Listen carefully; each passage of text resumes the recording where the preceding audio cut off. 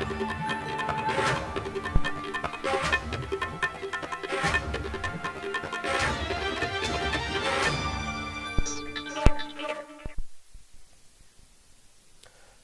स्वागत है आपका न्यूज इंडिया में। मैं हूं आपके साथ उमंग मथुर। आपको बता दें कि एक तरफ तो देश में लगातार कोरोना संक्रमितों की संख्या में इजाफा हो रहा है, तो वहीं दूसरी तरफ अभी तक मजदूरों का घर पहुंचने का सिलसिला जारी है।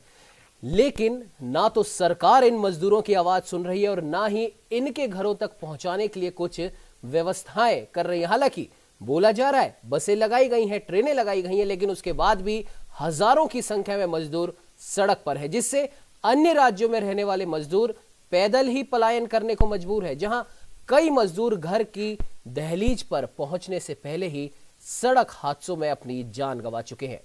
हालांकि सरकार ने आर्थिक पैकेज में मजदूरों के लिए राहत देने के लिए कई ऐलान किए, लेकिन सवाल यह है कि आखिर जो घोषणाएं हुई उनका लाभ उन्हें जब मिलेगा जब वो जिंदा अपने घर पहुंचेंगे। तो वहीं अब इन मजदूरों को लेकर देश में सियासत भी अपने चरम पर है, जिसमें चाहे उत्तर प्रदेश की योगी आदित्यनाथ की सरकार के श्रम कानून में बदलाव करने की बात हो या फिर पश्चिम बंगाल की ममता सरकार की ओर से राज्य के श्रमिकों को वापस लाने के लिए उचित कदम नहीं उठाने की बात हो। तो वहीं अगर बात की जाए राजस्थान की अशोक गहलोत सरकार की, तो उन्होंने भी इस प्रकार के आदेश निकाले हैं, जो कि उत्तर प्रदेश सरकार ने भी निकाले और तमाम राज्य सरकारों ने कहा है। और अब तो सुप्रीम कोर्ट तक ने कह दिया है कि मजदूर पैदल सड़क पर ना चले, उनके लिए समुचित व्यवस्थाएं की जाए। एक तरीके से हम कह सकते हैं कि सुप्रीम कोर्ट ने राज्य सरकारों को फटकार लगाई है और तमाम राज्यों के मुख्यमंत्रियों ने भी अपने अपने अधिकारियों को कहा है, डीएम लेवल तक के अधिकारियों को कहा है कि इन मजदूरों को सुरक्षित बस और ट्रेन में जगह दिलवाएं, इनको इनके घरों तक पहुंचाएं, इसकी जिम्मेदारी लें। आए दिन इन अधिकारियों को फटकार लगती है, लेकिन फिर भी नतीजा वही, ढाक के 3 पात। आज भी सुबह कई मजदूर काल के गाल में समा गए। तो सवाल वही है कि आखिर कब तक मरते रहेंगे मजदूर? कोरोना, मजदूर और इस सियासत के खेल में आखिरकार क्या फायदा हो रहा है, क्या नुकसान हो रहा है, ये शायद आम आदमी को पता तक नहीं पड़ रहा। और सबसे बड़ी बात, जब इन मजदूरों से बात की गई तो इनका कहना था कि हमारे पास किसी भी प्रकार की कोई सरकारी मदद नहीं है। कई मजदूरों ने तो यह भी कहा कि हमने ऑनलाइन कई बार कोशिश करी, लेकिन उसके बाद भी हमें बस में या ट्रेन में जगह तो छोड़िए साहब, रिजर्वेशन तक नहीं मिला, ना कोई इंफॉर्मेशन मिली। और सबसे बड़ी बात आपको बताया, अगर राजस्थान की हम बात करें तो खबर है कि दौसा में कई मजदूरों ने करीब 1 से 1.5 लाख अपनी जेब से इकट्ठा करके बसें बुक करवाई हैं और पश्चिम बंगाल अपने गृह राज्य की ओर रवाना हुए हैं। और ये हालात लगभग हर राज्य में है, और वो भी तब जब राज्य सरकारें अपने अपने अधिकारियों को निर्देशित कर चुकी हैं।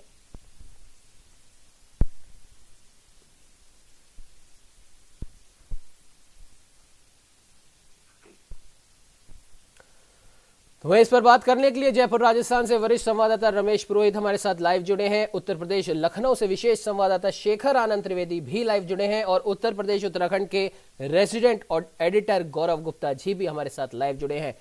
सबसे पहले शेखर, आपके पास मैं आना चाहूंगा। जिस प्रकार से बात की जा रही है, अगर हम उत्तर प्रदेश की हम बात करें, क्योंकि बार बार हम इस पर चर्चा कर रहे हैं और इस पर चर्चा करने का जो हमारा मुख्य कारण है वो यही है कि सरकार के कानों तक ये बात पहुंचे, क्योंकि सरकार सिर्फ घोषणाएं कर रही है, सिर्फ और सिर्फ अपने अपने अधिकारियों को डांट फटकार का दौर चल रहा है, लेकिन उसके बाद भी कोई असर दिखता नहीं है। क्योंकि आज भी मजदूरों की मौत हुई है और बड़े पैमाने पर जो पूरे देश भर में मजदूर जो हैं वो उत्तर प्रदेश, बिहार और झारखंड से आते हैं, और उसके बाद में अगर कहीं से बड़ी संख्या है तो वो पश्चिम बंगाल के श्रमिकों की है।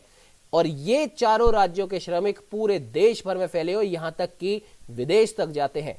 और अब सवाल यही है, घोषणाएं हो रही हैं, आर्थिक पैकेज की दूसरी किस्त लागू हो चुकी है, तीसरी लागू हो चुकी है और आज भी होने वाली है। तमाम दावे सरकारों के माध्यम से किए जा रहे, लेकिन उसके बाद भी मजदूरों की मौत का यह सिलसिला नहीं रुक रहा है। शेखर, देखिए, इसमें 2-3 चीजें समझनी पड़ेंगी। तो यह है कि इसमें कोई दो राय नहीं है कि उत्तर प्रदेश, बिहार, पश्चिम बंगाल जी वो वापस अपने राज्य तक जाना चाहता है। अब उत्तर प्रदेश में जिस तरीके से हादसे हो रहे हैं, अगर आप उस पर गौर करेंगे तो ये समझ में आएगा कि उत्तर प्रदेश के रहने वाले जो मजदूर हैं, उनकी भी तादाद है दुर्घटनाओं में जिनकी जान गई है। लेकिन उससे भी ज्यादा बड़ी बात यह है कि उत्तर प्रदेश एक ऐसा इलाका है जहाँ अगर आप गुजरात या राजस्थान से चलते हैं और पश्चिम बंगाल जाना है तो आप उत्तर प्रदेश की सीमा में दाखिल होना होगा और फिर सीमा से बाहर निकलना है। इसी तरीके से अगर आप देश के पूर्वी छोर से पश्चिमी छोर पर जाना चाहते हैं, यानी पश्चिम बंगाल वगैरह की छोर से पश्चिमी छोर पर जाना चाहते हैं, यानी पश्चिम बंगाल वगैरह की तरफ से आप गुजरात राजस्थान जाना चाहते हैं, तो भी आपको यूपी की सीमा पार करनी पड़ेगी। जी इसी तरीके से उत्तर से दक्षिण या दक्षिण से उत्तर अगर आपको जाना है तो वो भी उत्तर प्रदेश की सीमा में आप दाखिल होंगे और इस सीमा को पार करके अगले राज्य में जाएंगे। तो ये जिस तरीके की उत्तर प्रदेश की पोजीशनिंग है वो अपने आप में बहुत मायने रखती है। और इस वजह से चूंकि एक ट्रांजैक्शन पॉइंट है या ट्रांजैक्शन लगातार इस राज्य से हो रहा है, इसलिए दुर्घटनाओं की जो संख्या है वो यहां पर ज्यादा दिखाई देती है। दूसरा एक बड़ी चीज ये है कि जिस तरीके से दुर्घटनाएं हाल के दिनों में बढ़ी हैं उसमें किसी तरीके की साजिश तो नहीं है, या वो दुर्घटनाएं लगातार क्यों हो रही है इस बात की भी चिंता की जा रही है। मुख्यमंत्री ने औरैया की जो घटना हुई है उस पर जो ट्रक मालिक हैं उनके खिलाफ मर्डर का मुकदमा दर्ज करने के आदेश दिए हैं अधिकारियों को। तो ये समझने वाली बात है कि उत्तर प्रदेश में जिस तरीके की स्थितियां हैं उससे निपटने की कोशिश हो रही है, लगातार हो रही है, लेकिन अब वो चीजें कितनी आगे बढ़ती हैं, किस तरीके से उस पर रोकथाम लगती है, ये देखने वाली बात है। बिल्कुल शेखर, आपने कहा कि देखने वाली बात है और सीधी सी बात है कि अब ये मजदूर, ये श्रमिक जो अपने अपने घर बार से दूर रोटी कमाने के लिए गए थे, अब जब वापस अपने घर लौटना चाहते हैं, तमाम उन सरकारी दावों का फायदा शब्द मैं इस्तेमाल कर रहा हूं, फायदा उठाने चाहते हैं जो पिछले कुछ 2-3 दिन में केंद्र सरकार की ओर से हुए हैं। लेकिन उन फायदों को ऐसा लगता नहीं है कि कुछ एक आध मजदूर उनको उठा भी पाएंगे या उनका किसी भी प्रकार से अपने स्वरोजगार के लिए, अपने परिवार के लिए कुछ इस्तेमाल भी कर पाएंगे, क्योंकि ये अपने घर तक पहुंच ही नहीं पा रहे। खैर रमेश जी, मैं आपके पास आना चाहूंगा। जिस प्रकार से अभी शेखर ने भी बताया कि राज्य सरकारें, तमाम राज्य सरकारें कोशिश कर रही हैं, आदेश दिए जा रहे हैं, सरकारी अधिकारियों को फटकार लगाई जा रही है, लेकिन फिर भी कुछ ऐसी दिक्कतें पेश आ रही हैं जो पूरी तरीके से इन चीजों पर लगाम नहीं लग पा रही है। रमेश जी, क्या कहेंगे राजस्थान की स्थिति के बारे में?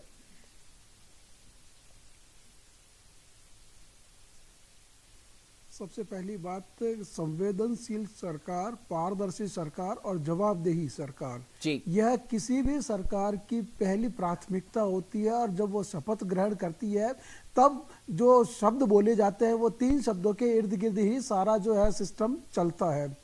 जवाबदेही होनी चाहिए, बिल्कुल होनी चाहिए। किसी भी सरकार की यह सबसे बड़ी जवाबदेही यही होती है कि वह अपने सीमाओं में जो रहने वाले जो नागरिक है उनके कल्याण के लिए जो भी संभव हो सके पहला काम वो करे, तो जवाबदेही उनकी बनती है।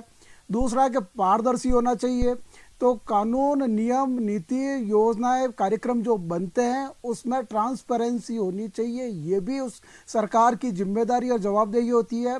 और तीसरा कि वह सरकार जो है किस तरह से उन अपनी जो है कार्यक्रमों को लागू करवा पाती है।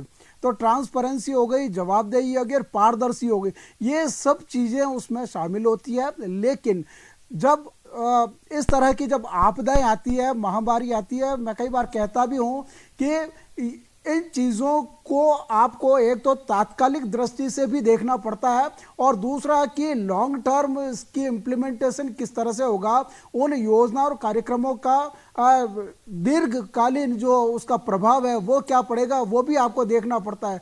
तो किसी भी सरकार को 2 स्थिति पर हमेशा जो काम करना पड़ता है, एक तो तात्कालिक समस्या का निवारण किया जाए, दूसरा कि भविष्य में उस तरह की समस्या अगर आती है तो उसका मैकेनिज्म किस तरह से होगा वो भी अभी आपको फॉर्मेट करके चलना पड़ेगा।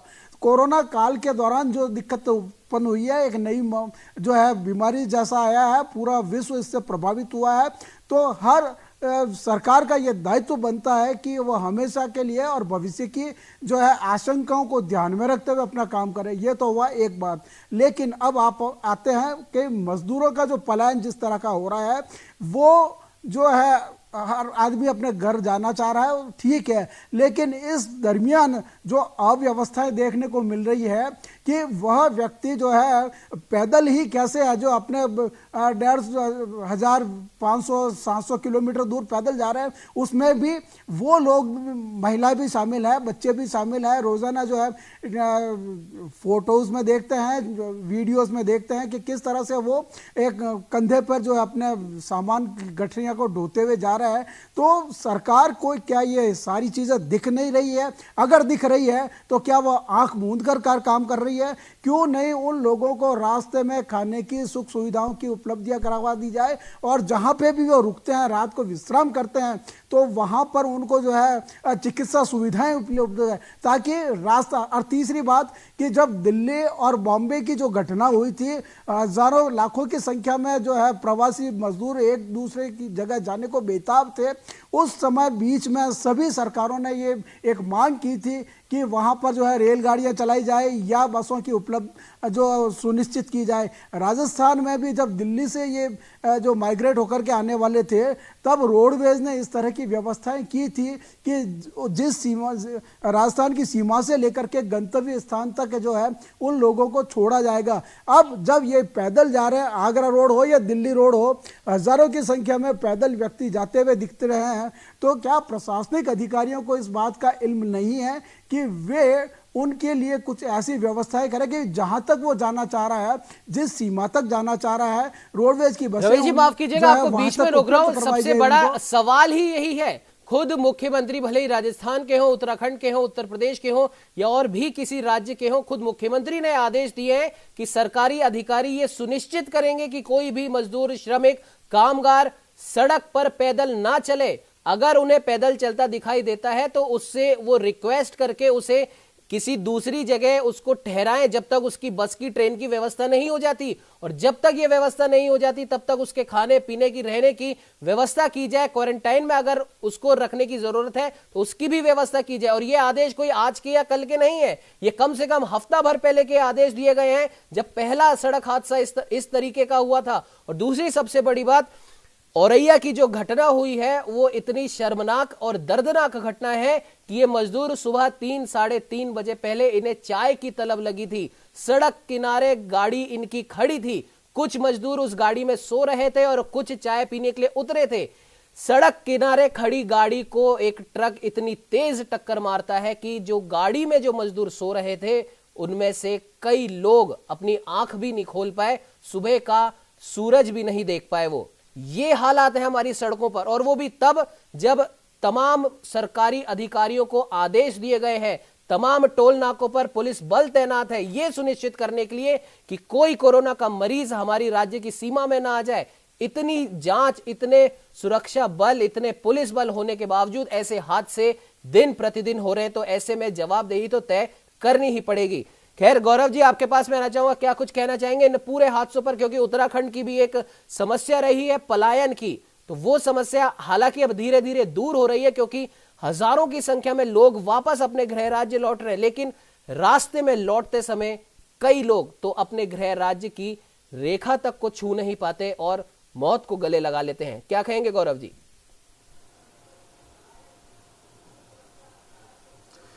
देखिए उमंग, जिस तरह की ये चीज़ें देखने को मिल रही हैं उस पर लगातार विपक्ष बेहद संगीन तरीके से हमलावर हो रहा है। मैं लगातार देख रहा हूं कि जो देश के बड़े नेता हैं और ख़ासकर उत्तर प्रदेश में राजनीति के लिए मुखर जाने जाते हैं, अखिलेश यादव हों, मायावती हों, प्रियंका गांधी हों, गौरव जी माफ कीजिएगा, यहाँ मैं आपको बीच में रोक रहा हूँ। एक इसी बात पे, आपकी इसी बात पे एक सवाल यहाँ उठता है कि तमाम विपक्ष के लोग आरोप प्रत्यारोप का दौर तो उन्होंने चालू कर ही रखा है, और शायद इसीलिए हमने हमारी चर्चा का जो आज जो विषय भी रखा है वो यही है, कोरोना, मजदूर और सियासत। सबसे आखिरी में सियासत आती है। ये लोग भूल जाते हैं कि कहीं ना कहीं किसी ना किसी राज्य में ये भी सत्ता पक्ष में बैठे हैं या फिर इनके समर्थन से कोई सरकारें चल रही हैं। और अगर इन्हें इतना ही दया आ रही है, इतने ही आरोप प्रत्यारोप कर रहे हैं, तो क्यों नहीं निकल जाते अपने दल बल के साथ इन मजदूरों की मदद करने के लिए? गौरव जी।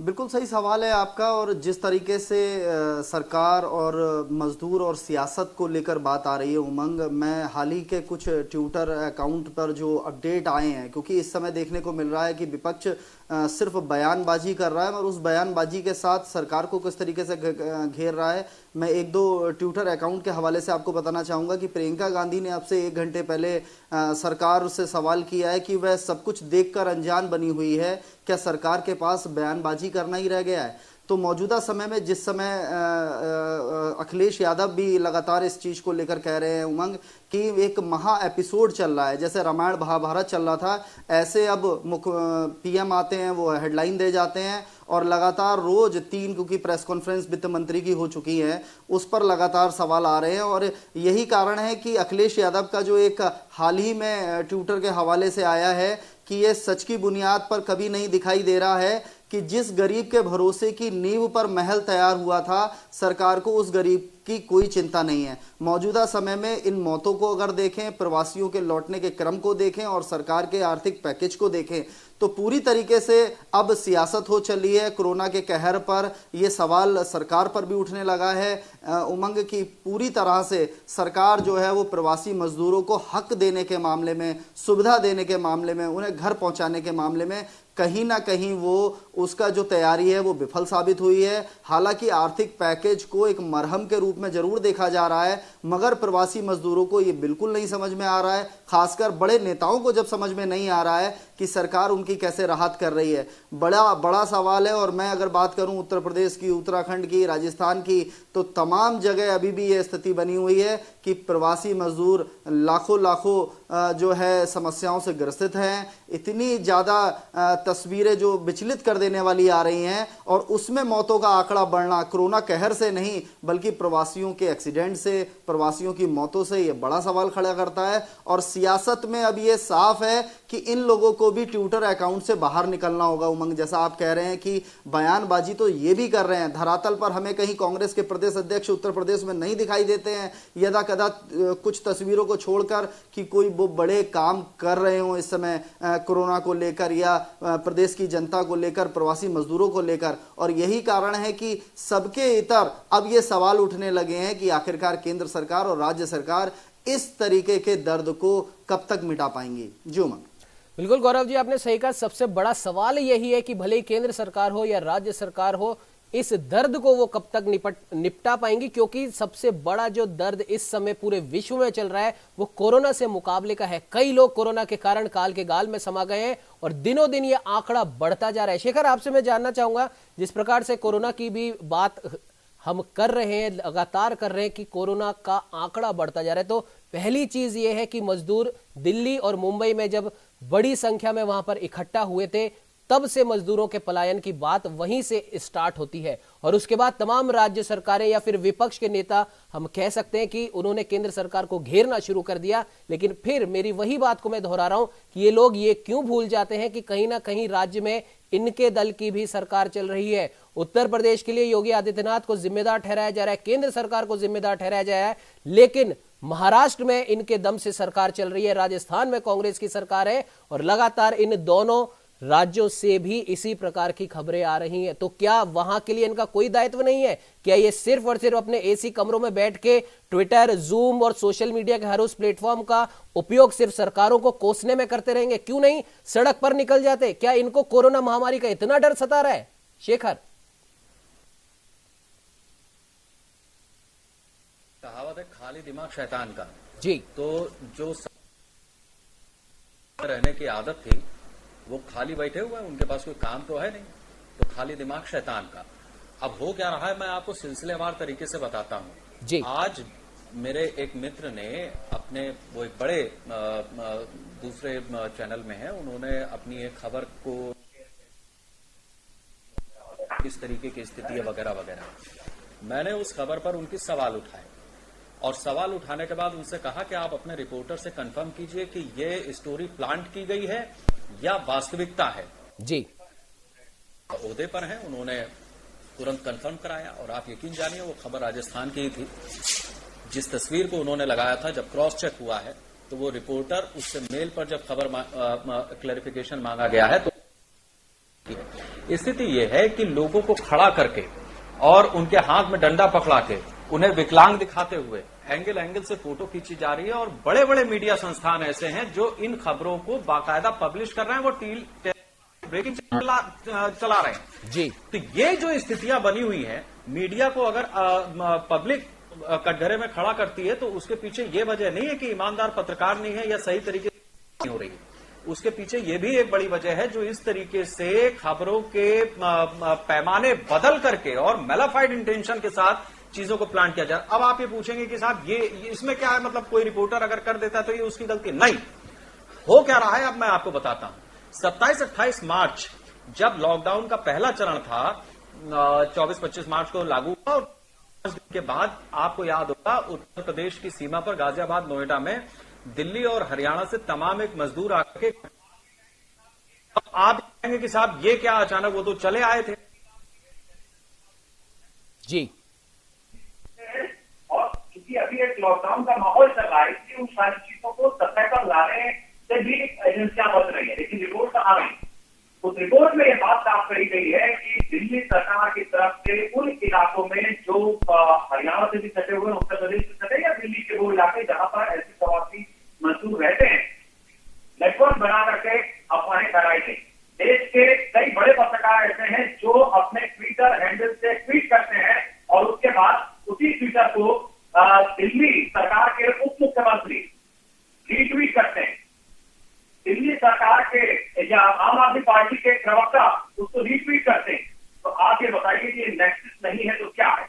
अगर वही ट्वीट करना था, वही भावना आपकी थी तो आप अपने ट्विटर हैंडल से भी करते थे। ये आपको समझना पड़ेगा कि एक तरीके का नेक्सस है जो अपनी तरीके से फंक्शन कर रहा है। मैं चाहूं तो उनका नाम ले सकता हूं, मेरे पास पूरे सब है, लेकिन मैं नाम नहीं ले रहा हूं, इतना उनको बख्श रहा हूं। दूसरी चीज ये है कि एक जब सरकारें सवाल उठा रही है, जो दूसरी चीज ये है कि एक जब सरकारें सवाल उठा रही हैं, जो लोग सवाल उठा रहे हैं वो ये नहीं बता रहे हैं कि पर्दे के पीछे साजिशें किस तरीके की हो रही हैं। उमंग, जिस तरीके की स्थिति है, चाहे महाराष्ट्र हो चाहे दिल्ली हो, अलग अलग जगहों पर मजदूरों के ऐसे इलाके जहां पर ठेकेदारी के एवज में काम होता है, मतलब एक आदमी ठेकेदार होता है, वो 150 लोगों को गांव गली से लेकर के आता है, उनके रहने खाने का इंतजाम करता है और काम दिलाता है और बदले में उनसे कुछ कमीशन लेता है या फैक्ट्री की तरफ से उसको मिलता है। उसी ने अफवाहें फैलाई और पैसा दिया गया तीसरी तरफ से। तो ये चीजें भी हैं जो सामने नहीं लाई जा रही हैं। दूसरी तरफ ऐसी रिपोर्ट्स, ऐसे फोटो, ऐसी तस्वीरें भी वायरल की जा रही हैं जिससे लोगों को ये लग रहा है कि बताइए सरकार क्या कर रही है। ये हकीकत है कि जो औरैया में हादसा हुआ है उससे कोई इनकार नहीं कर सकता, बहराइच में जो हादसा हुआ है उससे कोई इनकार नहीं कर सकता, मुजफ्फरनगर में जो हादसा हुआ है उससे कोई इनकार नहीं कर सकता। लेकिन एक के बाद एक इतने हादसे और जिस तरीके के हादसे हो रहे हैं, सड़कें खाली हैं, आप इमेजिन करिए, सड़कें खाली हैं, लॉकडाउन। बिल्कुल शेखर, माफ कीजिएगा, यहाँ आपको मैं बीच में रोक रहा हूं।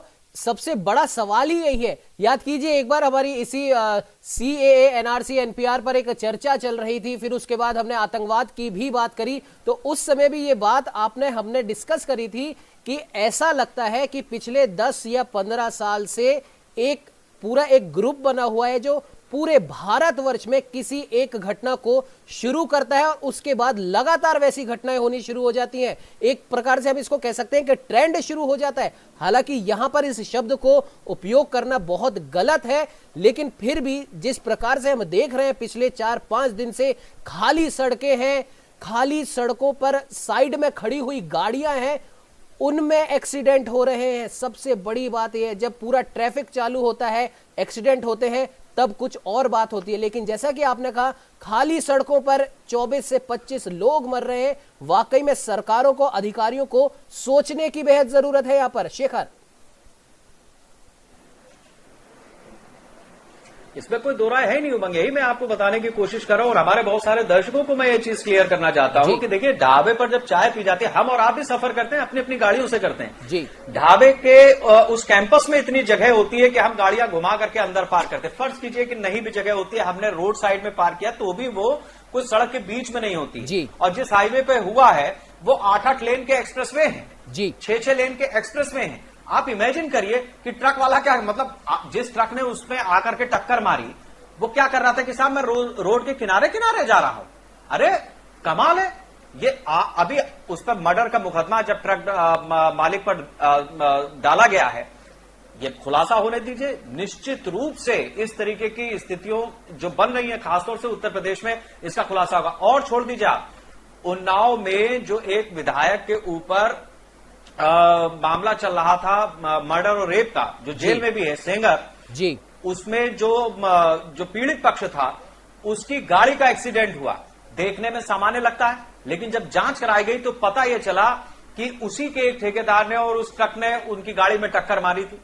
वो सारी चीजें खुल करके आ गई, आज उसके ऊपर और धाराएं लगी। तो आप क्या समझ रहे हैं कि मतलब ये सारी चीजें बस हो रही हैं, हमें नहीं पता है? अरे भाई, मजदूर तो मुंबई से तेलंगाना भी जा रहा होगा, महाराष्ट्र से निकल करके वो आंध्र प्रदेश भी जा रहा होगा, वो महाराष्ट्र से निकल करके राजस्थान भी आ रहा होगा। उनके हाईवे पर कोई चीज क्यों नहीं हो रही? ना हो देश में कहीं पे भी इस तरीके के हादसे, ये जरूरी है। इसी तरीके से जब उत्तर प्रदेश में योगी की या मोदी की सरकार बनी 2014 में, जिस दिन शपथ ग्रहण हो रहा था उस दिन ट्रेन हादसा होता है। उसके बाद एक ट्रेनों के ऊपर, पटरियों पर बम लगाए जाते हैं, या फिर वो ट्रेनें, वो पटरियां जो है वो क्षतिग्रस्त पाई जाती हैं, ट्रेन हादसे का शिकार होती। जांच हुई तो पता चला कि साहब उसकी कोई क्लिप खोल रहा है, कोई पटरी काट रहा है, और ये अपनी तरह की साजिश है। ये कुछ नहीं, ये पूरी सोची समझी राजनीति, रणनीति के तहत इस तरीके की स्थितियां पैदा की जा रही हैं। सरकार को कटघरे में खड़ा करने के लिए आम लोगों की लाशें बिछाई जा रही हैं, और उन लाशों पर ही कोई अपनी सरकार या सत्ता तक पहुंचना चाहता है। वरना रेलवे का इतना पुराना सिस्टम है, कोई दुर्घटना होती है वो समझ में आती है। बसें चल रही हैं, ट्रकें चल रही हैं, गाड़ियां चल रही हैं सड़कों पर, ये समझ में आता है। हर आदमी अपनी तरीके से प्रिकॉशन लिए होता है। और लॉकडाउन के दौर में 3 बजे अरे झपकी आएगी तो कोई 1 घटना होगी, 2 घटना होगी। कल वहां 13 मर गए, परसों वहां 8 मर गए, आज यहां 24 मर गए। ये सामान्य बात है क्या? और ये सामान्य बात अगर नहीं है तो फिर इसकी जांच होनी चाहिए। और उन सरकारों के खिलाफ भी मेरा मानना यह है कि बहुत सख्त कार्रवाई होनी चाहिए जिन लोगों ने इस तरीके की अफवाहें फैलाने के लिए काम किया है, पैसे दिए हैं, और लगातार वो खबरें मीडिया में प्लांट भी करवा रहे हैं। मैं पूरी जिम्मेदारी से बिल्कुल शेखर, आपने सही कहा कि तमाम, भले ही वो कितने भी बड़े ओहदे पर हो, भले ही वो कैबिनेट में हो, मिनिस्टर्स हो या कोई भी हो, ऐसे हर उस व्यक्ति के खिलाफ जांच होनी चाहिए, उसको सजा मिलनी चाहिए। ना सिर्फ ये मजदूरों के पलायन वाली घटना के लिए दिल्ली सरकार के उप मुख्यमंत्री जिम्मेदार है, बल्कि अगर हम बात करें, अगर हम ध्यान दें, सीए, एनआरसी, एनपीआर का जब मुद्दा शुरू ही हुआ था, उस समय भी दिल्ली की सरकार के उप मुख्यमंत्री, दिल्ली सरकार के एक मंत्री सवालों के घेरे में थे। लगातार उन्होंने अपने ट्विटर हैंडल से इस प्रकार की अफवाहें उड़ाई थी कि पुलिसकर्मी पेट्रोल डालकर बसों को जला रहे। ये उन्हीं की अफवाहों का काम था, ये उन्हीं के मंत्री की अफवाह का काम था। अरे उमंग, आप ये बता रहे हैं जी, जो सीए का प्रदर्शन हो रहा था जी, शाहीन बाग में जो महिलाएं और वो सीए के खिलाफ प्रदर्शन कर रही थी, अभी जब वहां पर इसी लॉकडाउन के दौरान वो सब हटाए गए हैं, बस अड्डे का जो शेड होता है उसको उन्होंने कमरे में बदल लिया, और कमरे में बदलने के बाद एक लड़की है जिसकी शादी हुई या नहीं हुई, आज वो दुनिया भर की सफाई दे रही है, वो गर्भवती निकली जी। आप बताइए वहां पर क्या हो रहा है? याशी का अड्डा बना के रखा था इन लोगों ने, और उसके बाद ये बात। शेखर, माफ कीजिएगा बीच में रोक रहा हूं, हालांकि समय अभी इजाजत नहीं देता है। इस समय बुलेटिन में वक्त तो चला एक छोटे से ब्रेक का। ब्रेक के बाद इन्हीं चर्चा को हम यूं ही जारी रखेंगे।